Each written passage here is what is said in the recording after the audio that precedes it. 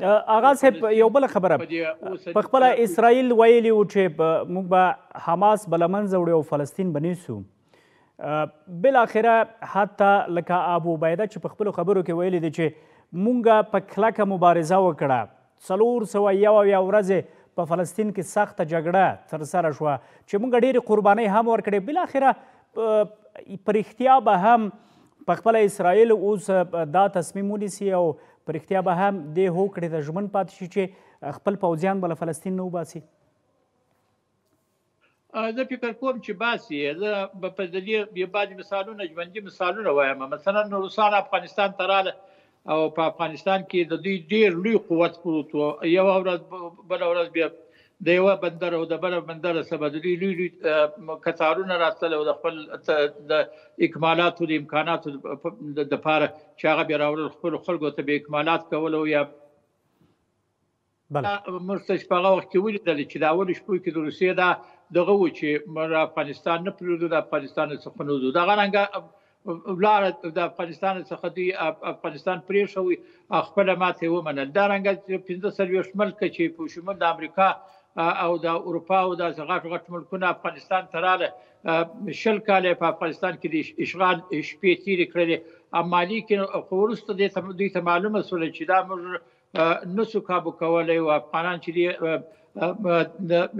غیرتمن خلک دي، غیور خلک دي او د دې مقابله او مخالفت موږ نسو کولی. هغه د افغانستان یې په هم په داسې حال کې پرېښوي چې تاسې ولیدل چې هغه خپلې خبرې بیا کولې او هغه خبرو باندې دوی دغه سوه ملامت هم په خپلو خبرو کې ورالو. دې ته چې اوس په اوسني حالاتو کې فلسطین دی هم دغسې معنا لري، یعنې مسلمانان ته دوی ځان د هغه آیات میثاق کې کم من فئة قلیلة غلبت فئة کثیرة باذن الله. نو زما فکر باندې دا خبره د فلسطینیانو صحیح ده چې کامیابي د خدای لپاره. آغا صاحب تاسو مخکې ویلې چې یهود هیڅکله هم خپلو ژمنو ته وفادار نه دي او عمل نه کوي، یعنې دغه ژمنې چې کړي دي دې ته ژمن نه پاتې کیږي. اوس په دغه برخه کې په خپله د فلسطین د مجاهدینو مسؤلیت څه ده؟ هغوی باید څه وکړي؟ نو فلسطین مجاهدین خو مجبوره دي که اوس دوی ژمن نسي پاته. او فلسطین مجاهدینو خو دا اوله سره دا د ځان سره فرض کړې ده چې موږ به په فلسطین کې تر هغه وخته پورې جنګېږو چې څو شهیدانېږو.